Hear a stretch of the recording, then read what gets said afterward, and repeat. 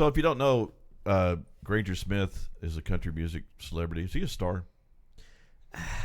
But you can't reveal his alter ego. That's a secret. He's kind of like a cult, like a cult classic kind Earl of guy, Dibbles Jr. You know, like the people that love him, and the people that don't know who he is. Mm-hmm. Like I didn't know who he was until you told me. Yeah, who like he was. Until you told me, yeah. Yeah, I just found one of his videos on YouTube a couple of years ago, and I was like, oh, that's kind of funny. And I started watching it, and then I saw him live over at 4-H fairgrounds and stuff like that. And great entertainer, fantastic musician. I'm more of a fan of Earl Dibbles than I am Granger Smith. It's true.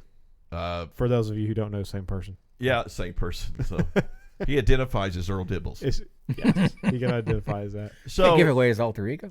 So now he's getting out of the music industry and he's going into ministry, which is cool. Which he's been from what I believe I read on Facebook. Churches, is he said that I think he said he's been touring for like 23 years. I didn't know he was that old. So like he's been at it for a while. So you know what? Good on him. It's about time for him to settle. But he's kind of going a different direction now. Yeah, but and he just lost his infant son. It was years ago. Yeah. Was it years ago? It was years ago. Yeah. Okay, I thought it was 2 or 3 years ago. But, well, years ago. Yeah. Yeah, but even looking at the picture of him now, boy, he's fallen into the ministry role. He has cleaned himself up. Granger, you don't have to look like that, man. Yeah, man. You can look just like you did in your Earl Dibbles outfit, as far as I'm concerned. So he's going to Southern Seminary, and is that where you went? Yeah, and I want to say, dear Granger, you don't have to go to seminary. You don't. Majority of churches think you need to, though. Well, let me give you a little inside baseball on how the Southern Baptist churches work. Oh yeah. All right. He's not going to be able to do Country Boy Love anymore. Oh no, he can't. That would probably be against his religion. He calls it Southern Baptist Love. Yeah. This Southern Baptist love is what you need. We can baptize you and yell yeet. Yeet. Oh my. Oh, I think he just came up with a song for you there. You just got to redo that. That was, okay. I don't know where that came from, but it rhymed. It had a good rhythm to it. That was good. So what was I talking about? Oh, okay. He's going to Southern. You're giving us the... In Southern Baptist churches, you cannot get a job unless you have a degree from a seminary. Mm-hmm. You just can't. That's the first thing a search committee is going to do. They're going to look. It doesn't matter if, you worked for Charles Stanley for 20 years. Doesn't matter. It doesn't matter what your references are. It's they want to see that degree. Mm-hmm. I don't know if it's more for you or more for them. And so you have to go and you have to get it. And I would not, I'm telling you, I wouldn't do it. Looking back on it, I would not do it again. I would go. In college, I had a great pastor called Roger Odom, who was brilliant. The guy built brains in his spare time. Brilliant dude, but relatable. And I wish I had said, okay, I'm going to work for you for free for 2 or 3 years, and you teach me everything you know. Mm-hmm. But then again, that wouldn't have worked. And Roger Odom right now he's pretty high up in the SBC group, but they just want a degree. So you go to seminary, and seminary teaches you nothing. Mm-hmm. Nothing. I don't care. I don't care about your comments. I don't care that you loved it. It was the best time of your life. You don't have a life. That's why it was the best time of your life. I had good friends there. Had a fun time. Met my wife at seminary. But just hated it. Absolutely hated it. I mean, I'm serious. I'm going to share something with you. I'm not even ashamed of it. No, I can't. I'll get in trouble. How can you get in trouble now? Now, legally, I think I can get in trouble. What? Oh, that's a juicy story. That's our members okay, only well, section. No, what it was, we were doing a history of the Baptist with Russell Moore, who's head of the ethics and thing right now in the Southern Baptist Convention. History of the Baptist. I swear I wanted to pour bleach in my eyes. It was the most horrible class I've ever had in my life. So I'm sitting back there and I'm playing. It's back when laptops first came out. This is the 90s. It was this big. Thick when you closed it. Right. So I'm back there and I'm playing solitaire during the entire thing. Nice. So he gets to the end and the test is take home. And he says, don't look at your notes. He said, I had somebody come in my office and apologize to me 10 years after taking this class saying I looked at my notes. And so what I do, I go home, I get my notes out. I start filling this stuff in. I did. I cheated like a big dog on that last test because it was a horrible class and it was worthless. That sounds like a terrible class. And it was just worthless. And so it didn't do anything to make me a better pastor. Mm-hmm. And so, Russell Moore, I cheated like a big dog. By the way, you suck. You suck as a teacher. You suck as a human being. They can't teach you how to be a pastor in a classroom. No. Well, I mean, Maybe they can teach you how to be a teacher or a preacher, but they can't teach you how to be a pastor in a classroom.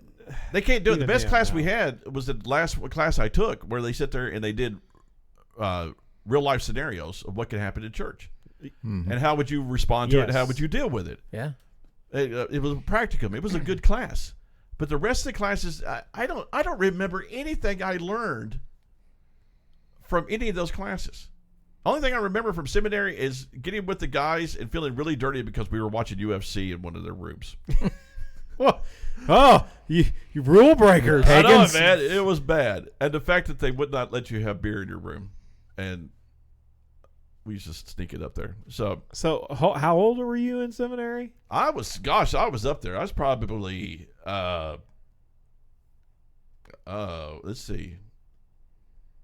I was 28, 27. Nice. And you weren't allowed to have beer. And I wasn't allowed to have a beer in my room.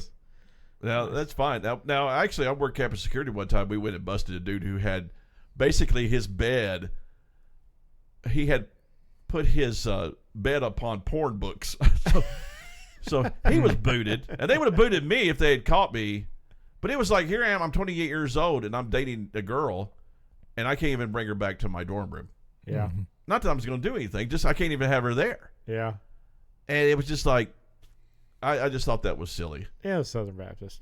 It breeds rebellion. Yeah. Huh? It breeds rebellion. Well, Yeah, well, my gosh, man, I was there during the time where the right when Dr. Moeller came in, Albert Moeller changed over the seminary from being liberal to conservative. I was the first class that came in during that time, and it couldn't have gotten any crazier there. It was a nut house. This was back during the 90s. I'm talking about people going and sitting in the hallway at his office and protesting him.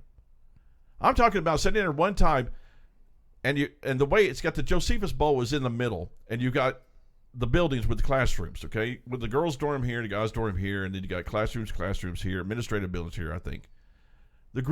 Somebody comes out dressed up like the Grim Reaper, goes out to the middle of Josephus Bowl and bows towards all the buildings. That's how nut it was. People getting fist fights. In seminary? In seminary. That's fantastic. And I saw firsthand how liberal woke people are nuts. So if you think I'm mean, it's because I have actual experience with this stuff. And I just saw it. And I tell Granger, dude, find yourself a godly man and sit underneath them and learn. Yeah. And let them teach you how to be a pastor. Is that what he wants to do, actually pastoral stuff, or does he want to do more evangelistic, traveling, preaching kind of stuff? I know he's done a lot of traveling and preaching already, so maybe that's He could have been an evangelist, but even then, I think you But don't why need do to go you to need seminary to learn to be an evangelist. Yeah, that doesn't make any sense. Yeah. Seminary, it's a big scam. I think it is. It's a way for these places to make money, because you have to have a 4-year degree before you even go. Now, they do have a Bible college now there, Boyce Bible College. But you have to have a 4-year degree before you even go. Then you go. So I have my wife is a doctor. I have as much school as my wife. And it's just like, that's ridiculous for somebody who wants to go into ministry. Mm-hmm. Yeah. They should be, if they want to go into ministry, if some young man comes up and says, I want to be in a ministry, he should be allowed to be in a ministry the next day if he has been tested and if he has lived a godly life. Mm-hmm. And if you don't think he's ready to do it, then you put him underneath somebody who will teach him how to do it. Yeah. Mm-hmm. And so some guy says, I want to go into ministry, and they're like, well, we're going to send you up to school for 8 years, but 7 or 8 years. And then once you get out, then we'll finally let you pastor the church. And that's just, it's wrong. But even then, like, doctors and stuff, once they're out of school, a lot of them probably practice under other doctors for a while, don't they? They have to. I mean, you always have. So, Yep. Same way with a mechanic. Yeah, you can go to school and get your automotive degree, your diesel degree, whatever. Right. But when you come right back at, you're not going to. You got internships, you got fellowships. You're going to apprentice under somebody. Not in ministry. Have that. That's what doesn't. Just as soon as you get that diploma, you can be hired by any church in America. You need that long to brainwash with you. basically no pastoral experience. No pastoral experience at all, and you're learning on the job, which you should anyway. and you make stupid mistakes because you sit there and you listen to everything the deacons tell you, and it's stupid stuff like that, and it's just a waste. It's a waste of money, and it's a waste of time when you could actually be doing ministry. Mm-hmm. So find yourself a church somewhere and serve under somebody Yeah. and learn how to do it. And once you think you've got it, then go do it. Yeah. It's just crazy.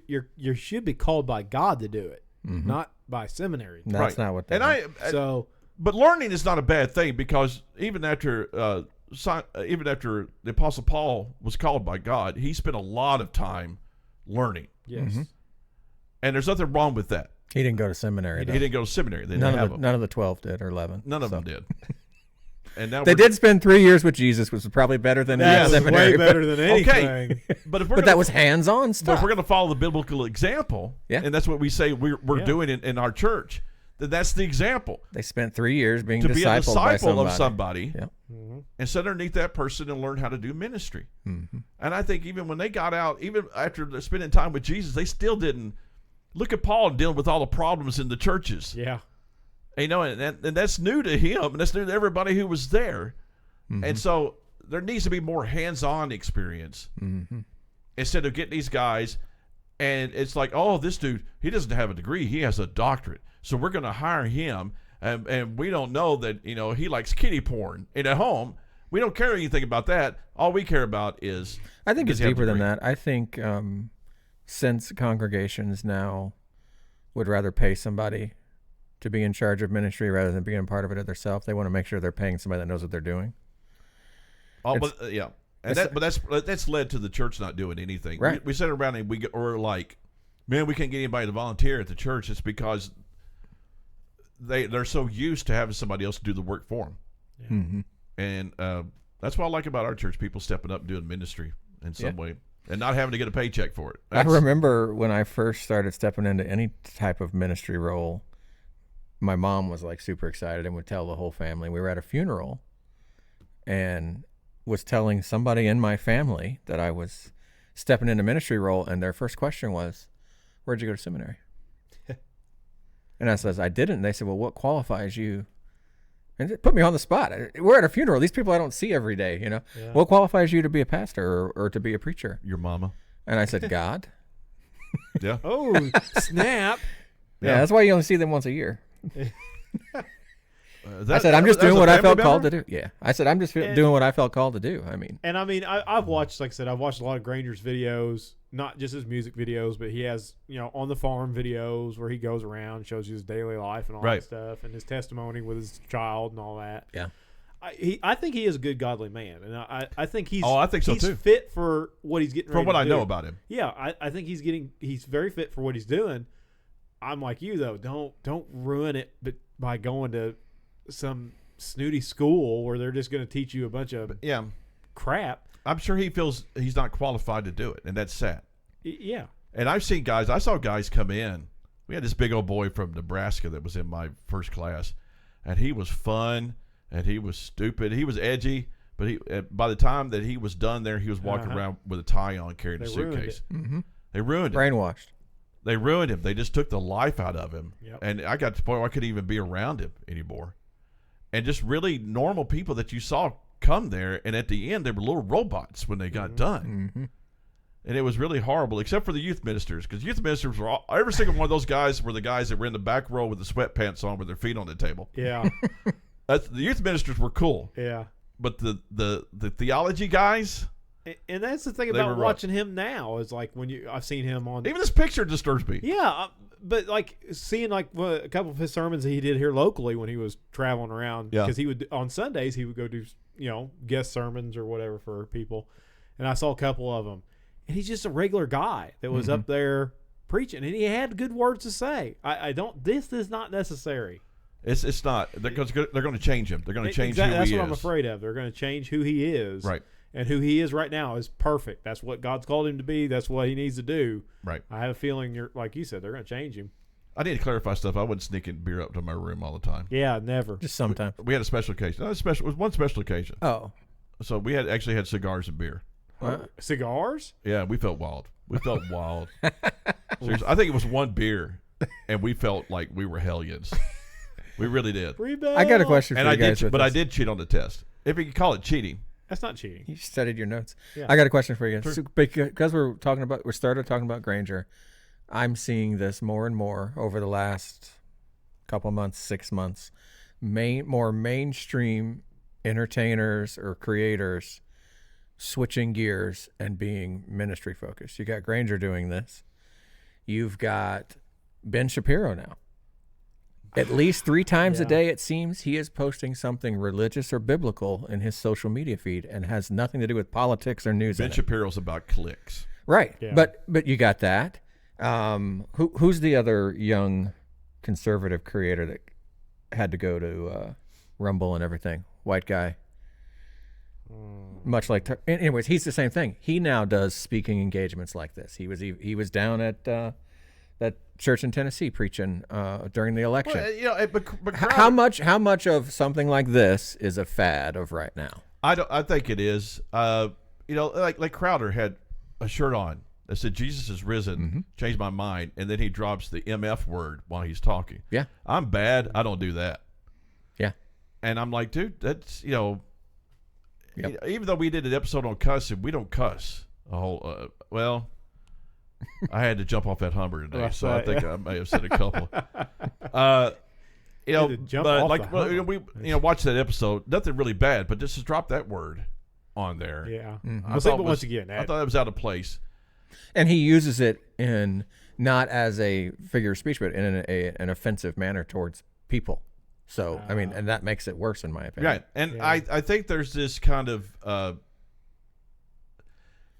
we're kind of edgy in what we do. And I just consider us to be very real. And it's people who have studied the scripture for a long time. And so we don't necessarily conform to the world's image of what Christianity is, even the church's image of Christianity. But we're still very conservative in our theology. But we're very relaxed when it comes to things where the Bible is not totally clear on it. Right. Or mentions nothing of it. Yeah. But I don't want to ever. But I don't ever want to come across and give people the idea that we're just total hellions here, because we're not in any stretch of the imagination. We're good fathers. We're good husbands. We pay our taxes. We do what we're supposed to be doing. But we're also just kind of fed up with how, the church has just basically just been over Yeah. and said, hey, gays, you can do whatever you want to us. Mm-hmm. And they have. Bad mental. That is image. bad mental. Wow. And and really, it just, I guess we're just getting frustrated. We just want to start standing up. Mm-hmm. And I understand that within this day in this society, especially within the church, we seem like hellions, because we're like, hey, dude, it's all right if you want to have a beer. It's all right if you want to have a cigar. It's okay if a cuss word slips every once in a while. The main thing is, the birth, the sinless life, the death, resurrection of Jesus Christ, the second coming, loving your brothers and sisters in the church, and adherence to God's word and what he tells you to do. That's the important stuff. And the rest of the stuff doesn't really matter. And I hope he learns this. Yeah. But it doesn't. I just got a bad feeling, man, Yeah. that he's going to come out and there's going to be a suit on. He's gonna be just like everybody else. He's going to be just like everybody One of those else. millennial pastors with the need- long shirts and Yeah. cuffed We pants. need some life in the church. We need somebody with balls. We do. I think the I Babylon mean, that's Bee- the best way to state it. We need somebody. I know that's everybody has that- stopped watching by now, so we're just talking. But I think the Babylon Bee saved American Christianity by having a bunch of regular guys who push the envelope. They do, and they're hilarious. And they're hilarious. And they started making fun of the church, and they started making fun of certain elements within the church. And even lost people are like, these guys are cool. I think they saved it. I think it was going to go the way of the European religion, European Christianity, and I think they brought it back for the brink. Babylon Bee, man, I think Babylon those Bee's guys are solid. fantastic. That's it. All right, you fell asleep. I am about to anyway. Good night.